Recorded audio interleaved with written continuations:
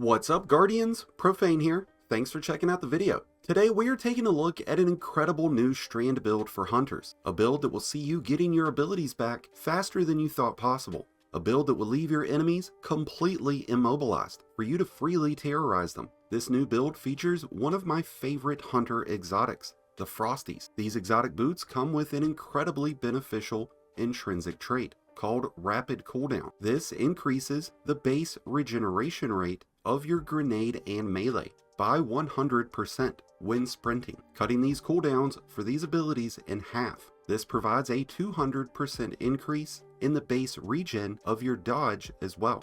This is going to allow us to spam those Strand abilities to keep enemies severed, suspended, and immobilized, making everything easy pickings. Rapid Cooldown provides a boost in sprint speed after performing a dodge, increasing sprint speed by 6% for 10 seconds. These boots are incredibly powerful, providing you with your abilities back faster than any other exotic, which is going to be absolutely perfect with the new Strand Threadrunner, because there is a particularly interesting interaction that the Frosties have with the Threadrunner Grapple. Before we dig in further to this Frosties build, if you do end up enjoying today's video and finding it helpful, then be sure to hit that like button below, along with the subscribe button if you're new. Both are greatly appreciated and both really do help support the channel. When performing a grapple while Rapid Cooldown is active, the effects of Rapid Cooldown will remain throughout the grapple, recharging your abilities in the process, even though you're no longer sprinting. For our Strand abilities, we're using Threaded Spike. This dart will bounce between targets, hitting and severing up to 3 targets at once before returning the spike to you. When your Threaded Spike returns, you'll receive melee energy based on how many enemies were hit. You'll also receive an increase in returned energy for catching the spike as it returns to you. As previously mentioned, we are using the Strand Grapple, hands down the best grenade option for all Strand classes. While I do like the Shackle grenades and their ability to suspend targets, it's really hard to pass up on the Grapple, especially with this build. A big benefit for Hunters is that when a grapple is performed, a grappling tangle is created and will fully restore grapple energy if grappled to. The big bonus to using grapple, outside of the fact that rapid cooldown continues to stay active, is that when you grapple to an enemy, you can perform a grapple punch, which damages and unravels nearby enemies.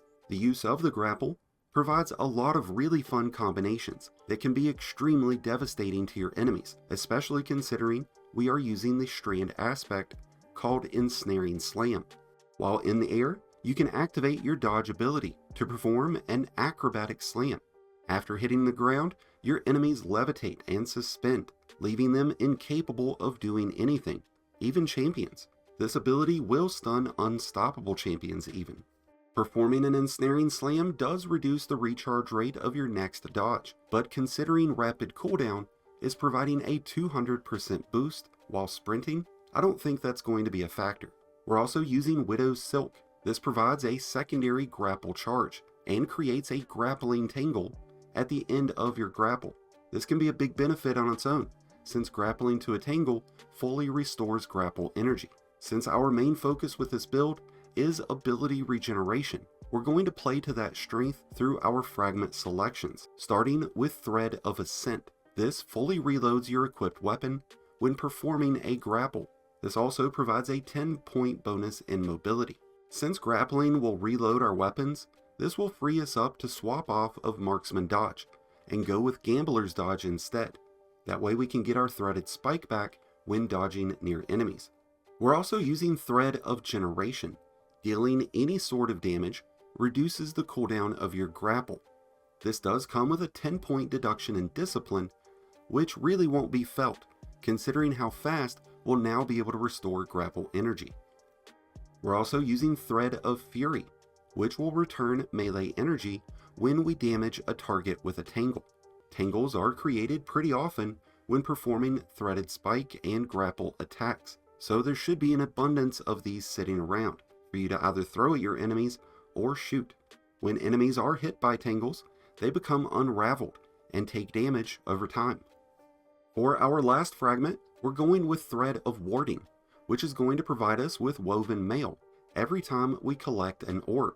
Woven Mail provides 60% resistance for 10 seconds, and can be re-triggered after each orb pickup. This will be an immensely important fragment to use, since we'll be creating a ton of orbs with this build, which means you'll be able to keep getting Woven Mail, significantly improving your survivability. To create orbs, we're using the Heavy-Handed Arms mod, which creates orbs after kills with our charged melee. What you might not have known is that this includes the Grapple melee attack, giving us 2 different charged melees to use to create orbs. We're also using Siphon mods on our helmet. This will create orbs when getting rapid kills with a designated weapon type. Stacking multiple Siphon mods will increase how often and how many orbs will get generated. Currently, I'm running a Kinetic and a Void Siphon mod, so that I'll be able to get orbs off of any rapid weapon kills. As was the case in our selection with Fragments, our selection with armor mods will be heavily influenced by our use of the Frosties and our focus towards ability use. Along with the helmet Siphon mods, we're also going with Ashes to Assets. This is going to provide super energy on grenade kills. This will also include kills from the Grapple Punch. This will provide around 2% for each red bar enemy, 4 to 5% for yellow bars, and upwards of 15% for mini bosses, bosses, and champions. Along with the use of Heavy-Handed mod on our gloves, we're also going with Grenade Kickstart, and we are doubling down on this mod, thanks to the use of Authorized Grenades mod from this season's artifact, which reduces the energy cost of grenade-focused mods, allowing us to apply 2 Grenade Kickstarts and only taking up 2 energy slots on our armor. Grenade Kickstart returns grenade energy when that energy is fully expended, as long as you have armor charge active.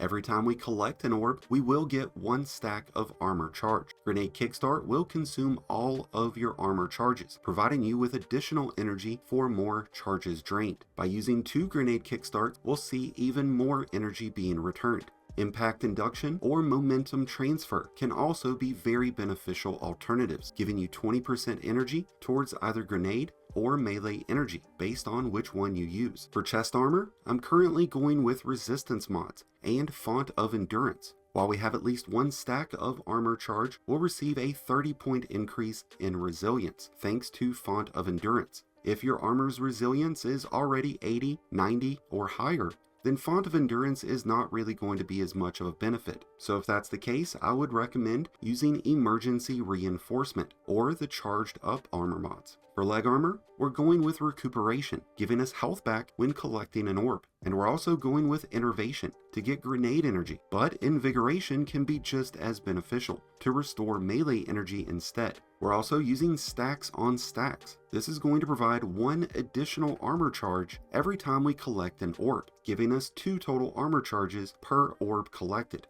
Alternatively, a Weapons Surge mod would be great to give your specified weapons a boost in damage while you have stacks of armor charge. For class item, we're using the Bomber mod, which restores grenade energy when performing a dodge near enemies. And we're also using Utility Kickstart. And just like Grenade Kickstart, we're doubling down on this mod to increase its benefits. Whenever our dodge is fully expended, our armor charge will be drained to provide class ability energy. Alternatively, Time Dilation will be a great mod option to extend the duration of your armor charge stacks, bringing it up from 10 seconds to 15. If combining this build up with Strand weapons, there are a few standout mods that are available in this season's artifact that will really help out, including Untangler, which suspends targets who are hit by the blast of a tangle when destroyed by a Strand weapon. There's also Threaded Blast, which will create a larger, more damaging explosion when tangles are destroyed by Strand weapons. Since I'm running Void weapons though, I'm going with Volatile Flow. This grants volatile rounds to Void weapons after collecting an orb.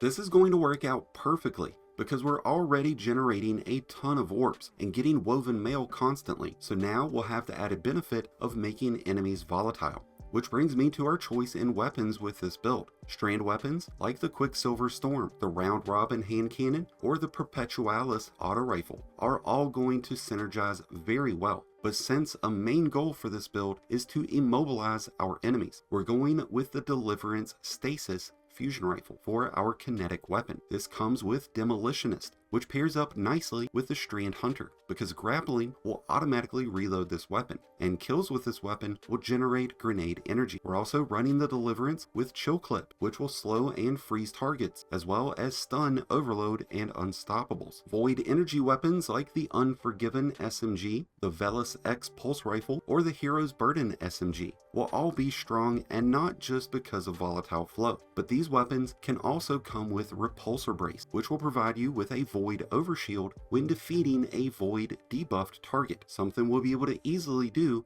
with volatile rounds. To the same effect, the Vexcalibur, the new exotic glaive, will make for a great option, as it will provide you and allies with an overshield when blocking.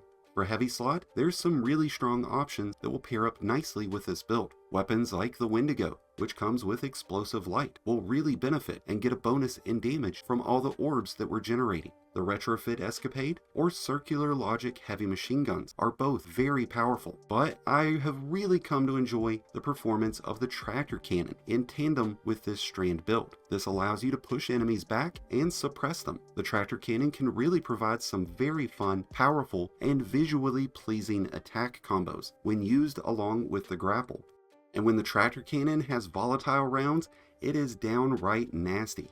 Weapons that come with traits like the 2 Excess Origin trait, the Braytech Inheritance Origin trait, Pugilist, Demolitionist, or Wellspring will all be fantastic options, as these will help reduce your ability energies when getting kills or per hit. While there's a lot of strong Strand builds right now, the Frosties provides benefits that no other exotic can, making you an unstoppable, unbreakable, unkillable wrecking machine that not even Rocky himself would want to take on. So hunters, if you're looking for the perfect Strand build to quickly get your energies back and terrorize your enemies, then look no further than the Frosties with this amazing Threadrunner build. And with that, that's going to bring us to an end of today's video on the Frosties Threadrunner build. I'd love to hear your thoughts on this new build in the comments below, and what build you've been running so far in Lightfall. And let me know what you're enjoying most out of Lightfall so far. Thank you as always for checking out the video. If you enjoyed and found it helpful, then be sure to hit that like button below, along with the subscribe button if you're new.